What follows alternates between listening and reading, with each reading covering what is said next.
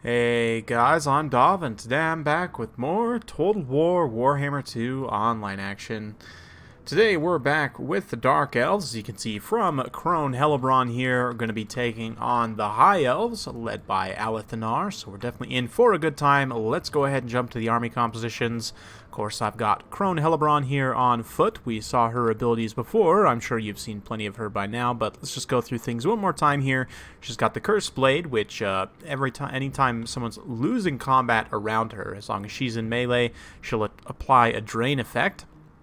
She also has 33% magic resistance amulet, very, very strong.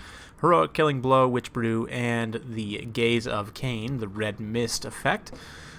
To back her up, we've got a Shadow Sorceress, Blades of the Blood Queen, Regiment of Renown, Hargoneth Executioners. We've also got 4 units of Dread Spears, one of which is the Hellebronai.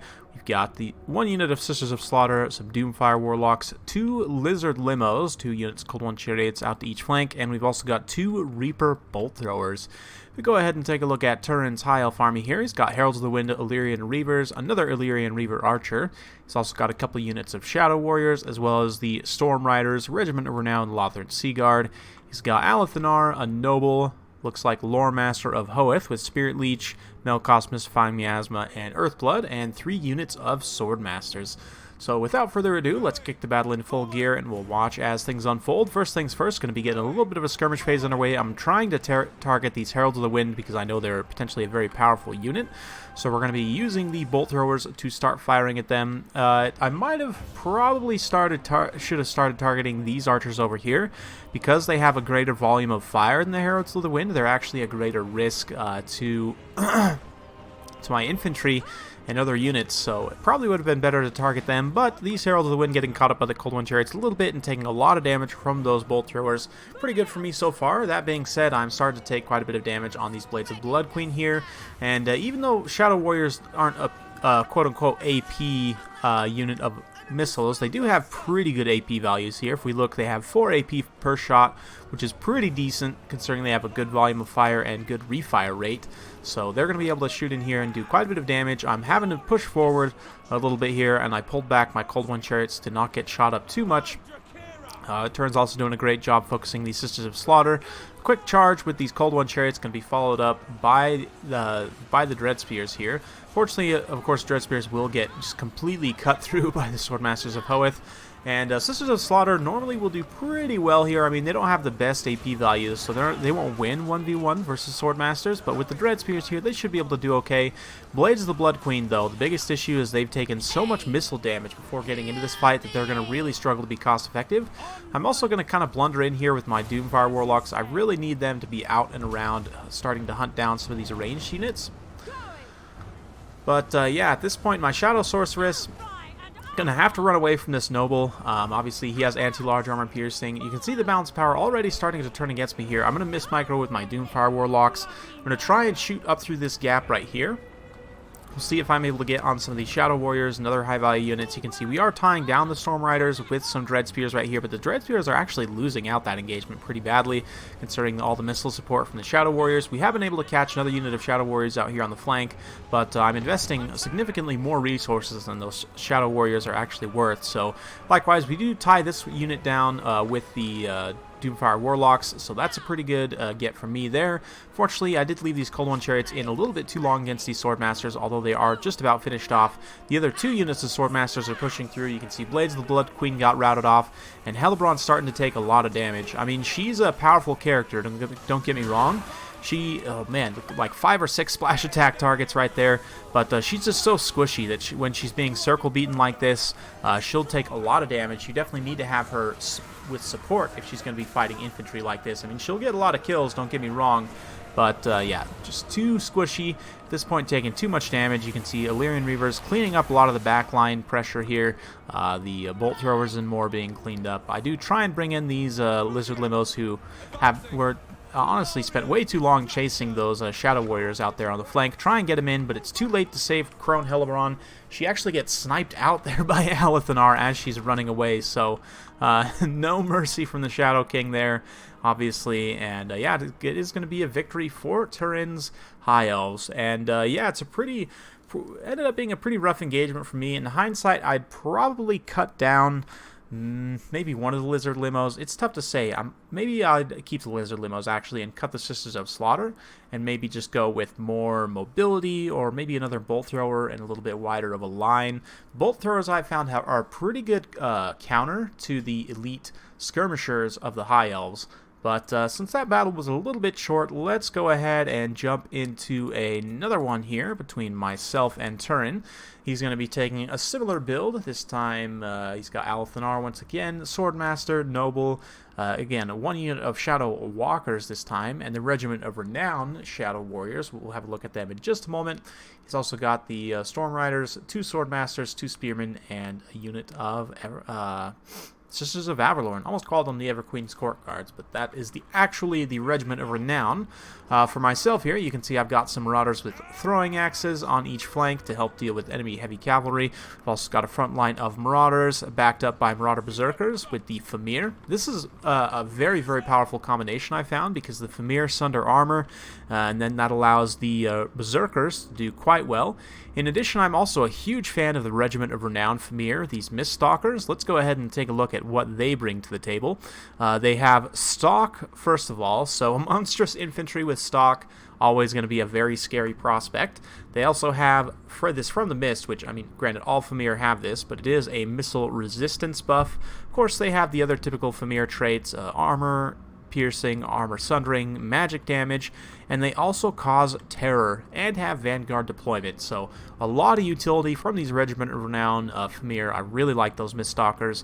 We've also got in the back line the Beasts of Tashnar and some Norskin Ice Wolves with a Famir Balefiend Lord of Shadows. Wulfric the Wanderer is going to be the Lord for the army. He's coming on a horse today. We've got Seafang, Fight or Die, and Hunter of Champions. So, without further ado, let's go ahead and kick the battle in full gear, and you can see all across the line Norskins just pushing forward. The biggest issue that Turin's going to face is he has an incredibly narrow front line with a lot of skirmisher units, and the Norskins can bring a pretty effective swarm going really, really wide with lots of fast attack units. These Hounds in particular are going to be catching these Grey here, and a little bit of a miss micro here. These Regiment of Renown Shadow Warriors are very, very expensive, and they're going to get absolutely munched on here. As soon as they get hit by that Frostbite from those Norskin Ice Wolves, it is all over for them. So a little bit of a miss micro from Turin. I don't remember exactly what these guys have. I think they have Stalk and Unspottable and this Loic Shroud ability as well, which may help him escape here, but it looks like it's a bit too late for them. Meanwhile, the Famir Miststalkers getting in here, immediately just pummeling on these Swordmasters, and then you can see the Marauder Berserkers immediately following up. Turin is going to be dropping an Earthblood there, but you can see these Swordmasters are taking an alarming amount of damage. Obviously, the AP missiles of the Sisters of Avalorn will be pretty good at taking down the Famir, but that missile resistance definitely comes into play there. You can see something similar happening over on this flank. Again, the Famir Balefiend unleashing a Penumbral Pendulum. He's also sundering the armor of these Swordmasters here, and then that allows the other Famir to kind of push around the flank and get into the rear. So a very, very rough situation for these Swordmasters. They are not too happy. Seafang also going down, so the nice thing about this build that I really like is if you come up against a multitude of different things, you have the double wind spell between the Seafang and the Penumbral Pendulum to deal with a lot of different things.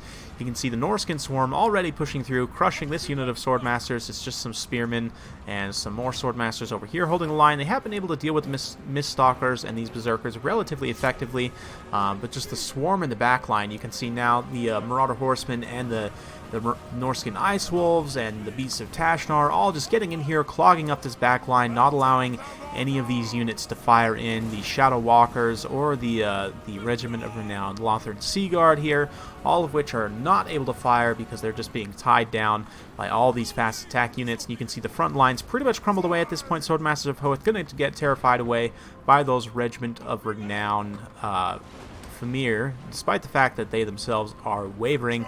And yeah, at this point it's pretty much GG, despite the fact that the balance power is still pretty close.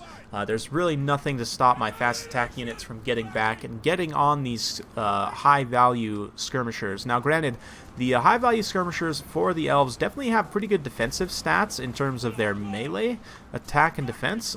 They typically have very low armor, so you can see the Storm Riders only have 40 armor, Sisters of Avalorn only have 40 armor, so if you can hit them with a lot of impact damage type units or just an overwhelming swarm of low tier units, you can typically put them in the can. You can see the System of Avalorn are trying to get away here, but obviously with the Frostbite effect, they're going to really struggle to do so. Likewise, the Storm Riders, I mean, obviously they have spears, so they'll be able to deal with the Marauder Horsemen if they turn around and do so. But at this point, they're just trying to escape because, you know, there's Berserkers, there's other Marauders. Wulfric himself is getting pretty low, though. He doesn't have the most armor. He has 100 armor. It's not terrible. But another Sea Fang coming down. But Alathanar is just continuing to poke away at him, and his health is getting very low at this point. It's probably just a consolation prize, though, as the Lore Master of Hoeth is getting swarmed here. These Spearmen finally giving up the fight, and Lothern Seaguard also holding out surprisingly well as well. One thing to note about the Norscan Ice Wolves is they do actually count as large entity models, as opposed to standard Norscan Hounds or, you know, Chaos Warhounds or Dire Wolves. They all count as infantry-sized models. So the Lothern Seaguard will be getting their bonus versus large there, but yeah, at this point Wulfric is desperately trying to serpentine and avoid the shots of Alathanar while we clean up the rest of the elf forces. Storm Riders are pretty much the only thing holding out at this point. Alathanar is just trying to snipe out Wulfric at this point, and oh man, holding still like this is a big risk. Wulfric, you better be careful. Oh, it didn't quite finish him off. He's still got a little bit of life left in him, but yeah, at this point, only about a minute left on the battle. Norscan's just pushing through, just way too much on the field left for the elves to deal with. And yeah, Wulfric actually does rout there. He didn't quite get finished off by Alathanar, but he did rout. And yeah, we'll go ahead and fast forward a little bit through this late game here as we're just kind of chasing down Alathanar, his clone. The Noble gets just ransacked by overwhelming numbers, and then Alathanar deciding that he better skedaddle on back to Nagarath. So a very fun battle, well played to Turin. Hope you guys enjoyed watching those two Alathanar games. I don't think the Alathanar is necessarily the most competitive choice, but I do think that he's a fun lord, and he can be good in certain situations. This kind of a heavy missile build with so many expensive missile units is probably not the best against Norsca. If you were to maybe go a little bit cheaper and wider and try and bring more missile units, it might be a little better, but overall, again, we're just having fun, guys. These aren't necessarily the most competitive builds. We're just kind of experimenting, trying new things. There's so many different things to learn and try, so keep all these battles you see over the next few days with a grain of salt, but still, very fun battle.